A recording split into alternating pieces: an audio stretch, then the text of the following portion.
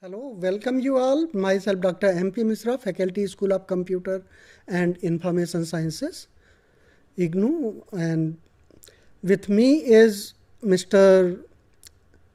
Ravi Shankar.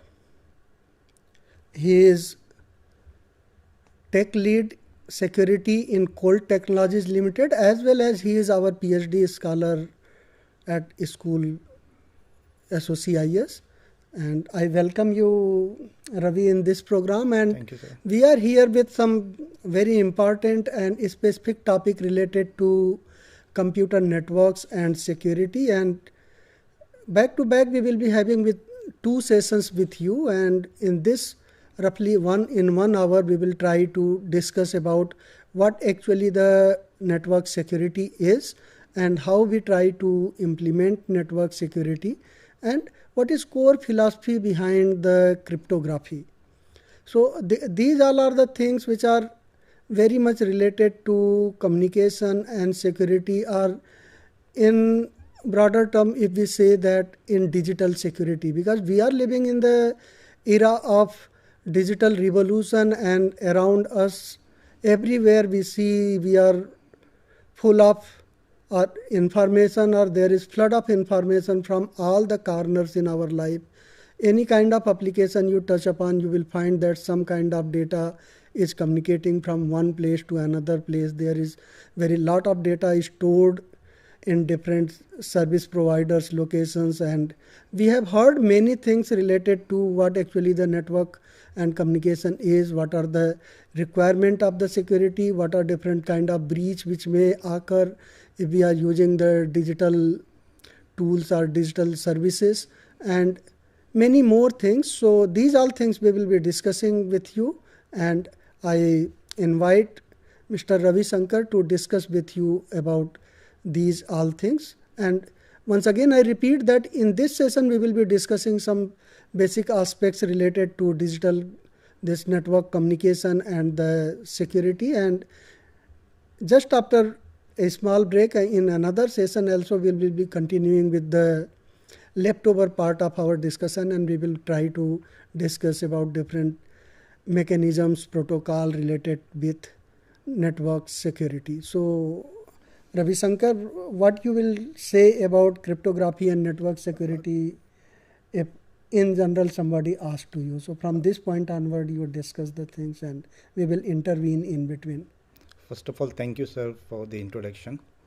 So, good afternoon, evening, friends. My name is Ravi Shankar, and I'm a tech lead in Colt Technologies, working as a network and security. And I'm also a researcher in SOCIS, School of Computer and Information Sciences, IGNOU. So, in this session, we will present fundamentals of network security and cryptography. And in the next section, we will do the leftover part. So the points of discussion in this presentation is the network security fundamentals, the threats, vulnerabilities, and basic concepts. And we will let you know the brief history of security and network security, and also the cryptographic basics, means the encryption, decryption, and key management. And the last is the digital signatures and the hash functions. So what is network security? First of all, we need to know what is network security. So network security is actually the practice of securing a computer network infrastructure from unauthorized access, misuse, malfunction, modification, destruction, or improper disclosure. So the key objectives of network security is CIA concept. CIA means confidentiality, integrity, availability, and authentication. So what confidentiality means? Data should remain private. Means whatever data belongs to you should belongs to you only. Means it should be private. It should not be publicly disclosed. The second is the integrity. The integrity means the data remains unchanged. Means whatever you are sending, receiver should receive the same thing, not the other. The third is the availability. If data is confidential and integral, then it will be available all the time. Means if it is secure, then availability will be there. And fourth is the authentication. Authentication means we will verify the user identity. Means even a sender or receiver both should be identified first, and then the communication should happen between them. So why network security matters?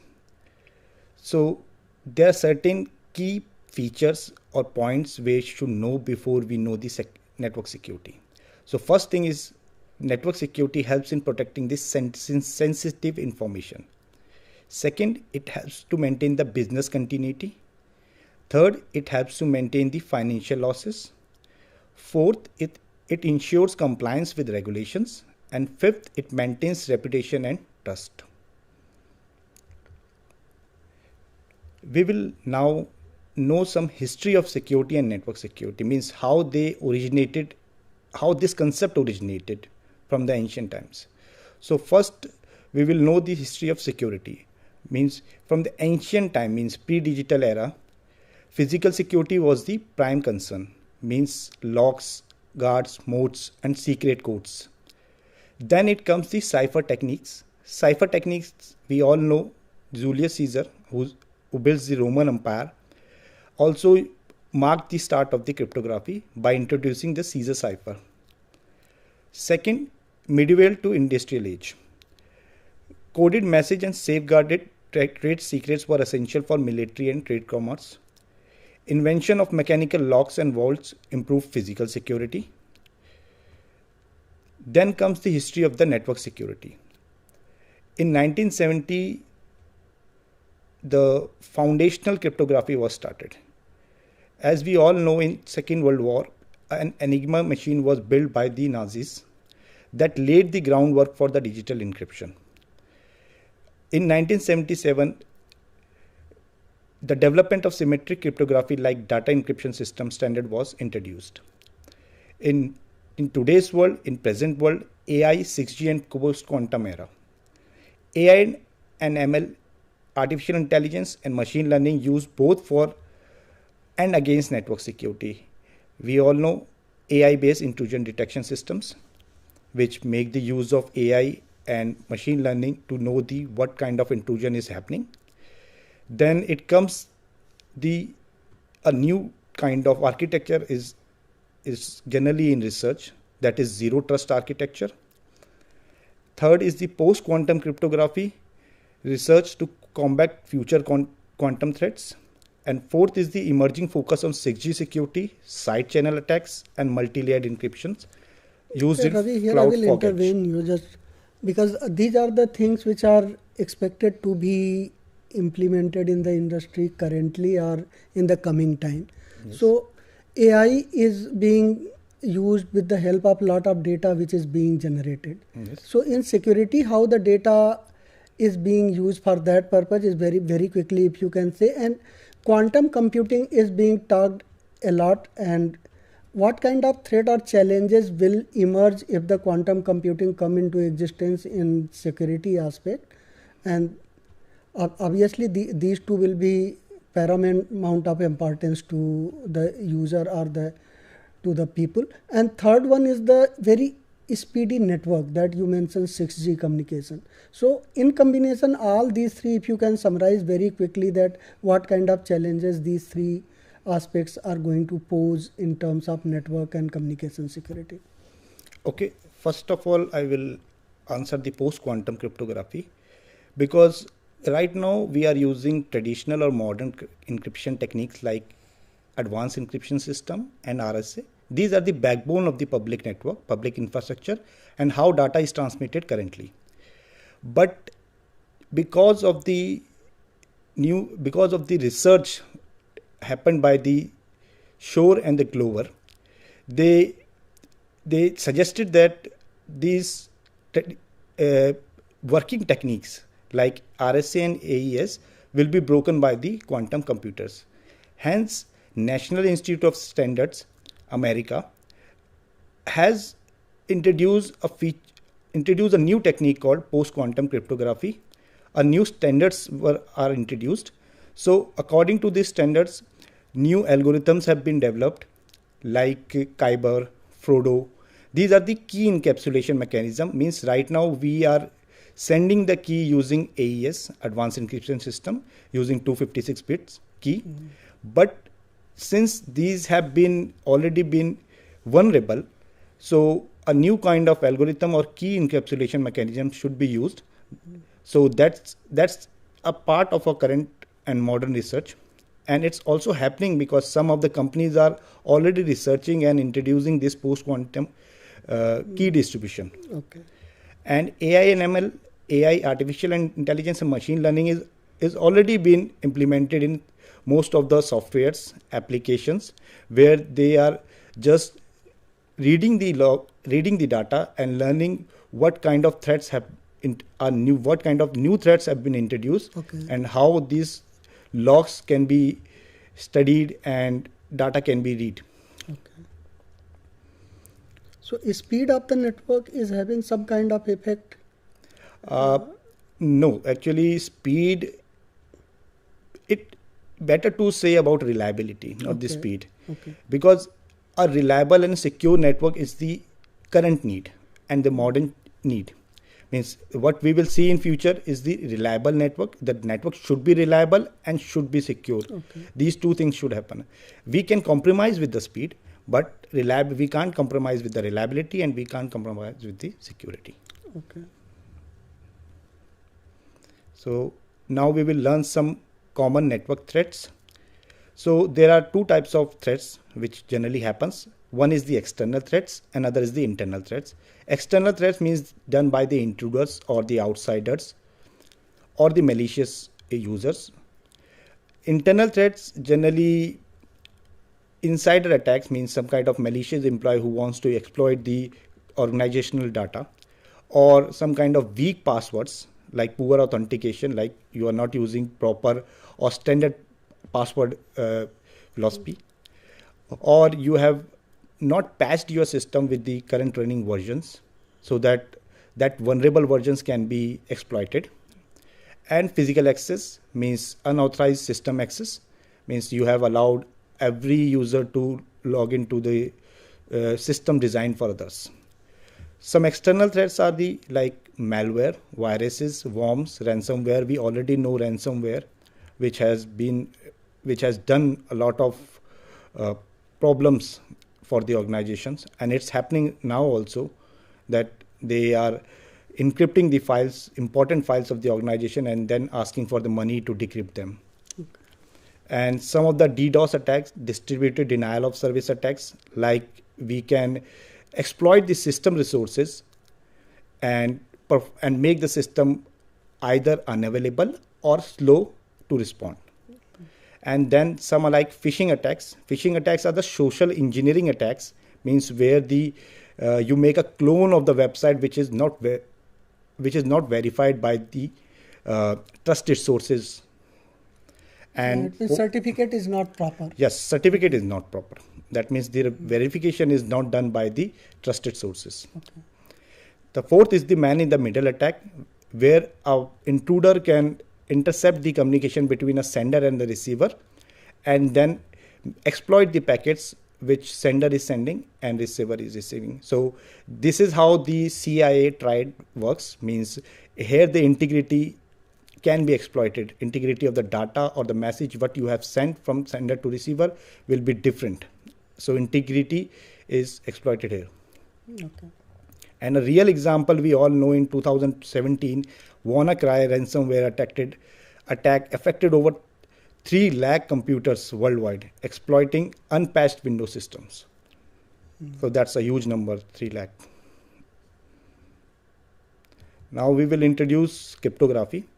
So cryptography is the science of securing information by transforming it into an unreadable format for unauthorized users while keeping it accessible to the authorized parties. So the cryptographic process involves an encryption algorithm plus key and a decryption algorithm plus key. Means if you suppose you have sent a plain text hello to the receiver, so what will happen in the back end, that encryption algorithm will work and it will apply a key to make it in unreadable format, which is called as ciphertext. And this ciphertext is, when sent to the receiver, when received by the receiver, will decrypt it using some kind of algorithm plus the key, and then he will receive the same plain text which have been sent by the sender. Okay. Hello. So there are two types of cryptography. One is the symmetric cryptography, and other is the asymmetric cryptography. So symmetric cryptography use same key for encryption and decryption, and it's fast processing. But the challenge here is the key distribution, because the same key is used for encryption and decryption, and if exploited or if known by the intruder, then your complete communication will be challenged. The examples of symmetric cryptography is AES, Advanced Encryption Standard, DES, Data Encryption Standards, and Blowfish, and some other are also there. But these are the algorithms which are used for the purpose of symmetric cryptography. Yeah. Okay. Yes. The second is the asymmetric cryptography, where different keys are used, private and public. It's a secure key exchange, because using the public key you can encrypt anything, or anybody can encrypt it, but only an authorized user who knows the private key can do the decryption. Okay, Ravi, here you will tell that, in fact, sometime in the mind of a student it comes that how actually the key is reaching to the person who is decrypting it. So how key distribution take place? Because public key is available publicly, but the key which is being used by the receiver for decrypting the information, how that key reaches to the decryptor or the receiver, and how safe it is. Okay, in the real world scenario, both symmetric cryptography and asymmetric cryptography works together. Means you can join them and then send a key. Means, example, you send something to the receiver, but it is encrypted using a symmetric key, and then this symmetric key is sent over the public internet, which is unsecure, using the asymmetric or public key cryptography like RSA, which I will give the examples of the asymmetric key cryptography. So some of the examples are RSA. RSA is a mathematical based algorithm which is developed by the three scientists, Ravi, Shankar, and Edelman. The other one is the ECC, elliptic cryptography, and the third one is the Diffie-Hellman. So in the real world, we use AES plus RSA plus Diffie-Hellman, or AES plus RSA plus ECC, elliptic cryptography. Okay. And if you say the how you will differ between the symmetric and asymmetric, so symmetric is just like a shared house key. Everybody can enter the house using the same shared key, while asymmetric is like a mailbox.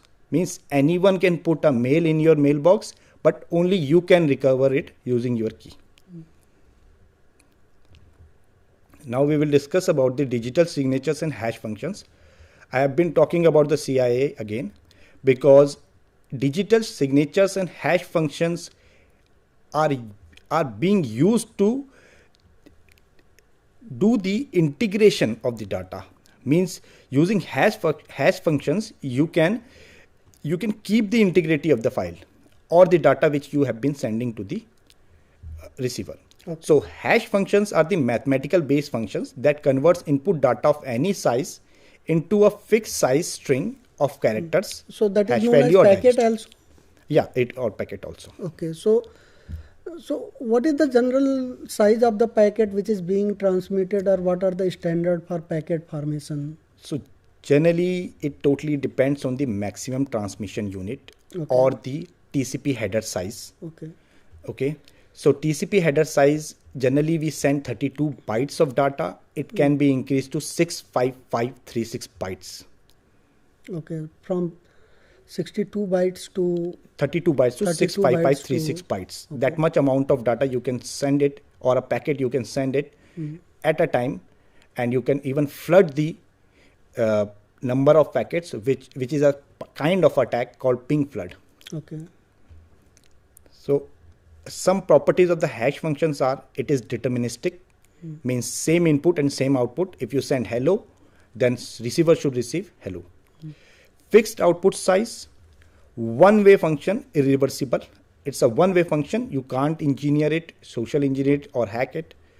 It's an avalanche effect. Avalanche effect means It's just like a small change with big difference. You already know the avalanche in icebergs, in ice. A small ice can create a big ice snowballs. Some common hash algorithms which we use generally is MD5, Message Digest 5. It's 128 bit, but it's have been deprecated. On the screen you are showing that 128 bit and then other size of the bits of different algorithm. What is meaning of this, if you can explain? 128 bit means it can hash 128 bit data at a time. Okay. Another one is the SHA1. It's 160 bit.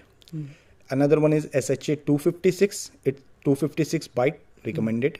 And SHA3 is the latest one, which is variable length. Okay, so this variable length means that if your packet size is very large, in that case, if you are using it, so you can hash those whole data in quick time. Yes. Okay. So what is digital signatures?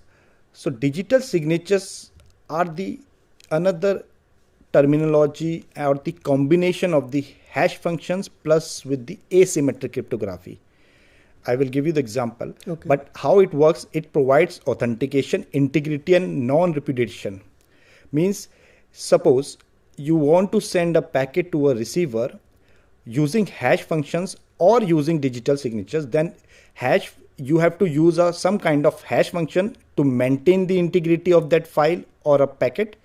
Either you can use SHA, because SHA-256 is generally used in the real world scenario. Okay. So SHA-256 plus any kind of asymmetric cryptography like RSA or ECC or Diffie-Hellman. Okay. Then combine both of them and use them to provide authentication, so integrity those and all non-repudiation. things in combination form the digital signature. Yes. So can you once again explain the meaning of digital signature? Because in normal scenario in real world, people talk about that this is the digital signature and this signature is secure, or this can be authenticated for the security and identity of the individual device, I will say, not individual person. Because so in that context, how digital signature is created, with some simple example you can explain it. So digital signatures are created, and how they are created means they are created using some kind of, first of all, you have to create the private key, because asymmetric cryptography is used here, and then this private key is given to some kind of vendor, trusted sources, trusted vendors like DigiCert, Thote, VeriSign. Right. These vendors give your private key to these trusted sources. They will generate a digital certificate for you or a digital signature and send it to you. Okay. How they do it? They, using your private key, they apply some kind of hash function to it and make a digital certificate and send it back to you, so that you can use it either for making a website secure or your communication secure. So generally organizations which are trying to make the secure website or secure communication, they get these digital signature from the certifying agency, Authorities. And the protocol which is being used for generating the digital signature, exactly the same protocol they will be using for their communication. Yes. It is the meaning of digital signature. Yes, digital signatures. Digital signatures can be your means, or can be applied to a website, or can be applied to a file, some kind of PDF file. So these are digital signatures, means just combine a hash function like SHA-256 bit and combine with some kind of asymmetric in cryptography like RSA. Generally RSA is used. Like in RSA also you have different bits, means how much amount of bit of data can be encrypted, like 1024 bit, 2048 bit, 4096 bit or 8192. So the amount of bit key you will use it, the amount of complexity will increase. Okay. So that's all for this session. Okay, good. So in this session we have discussed about what actually the cryptography is, what is the basic philosophy behind cryptography, and what are the general cryptography algorithm or security algorithm for the purpose of cryptography. And then we discuss about the use of hash function. We also discuss about the packet size, which is generally matters in the communication, or how much data we are sending or communicating. In large amount of data transfer or very bulky traffic, these packet size matters a lot. And in addition to that, we discussed about the digital signature also. And after a break, we will be discussing more on the cryptography and the basic related to network security. So till then, don't go anywhere. We will be joining you soon. Thank you. Thank you very much.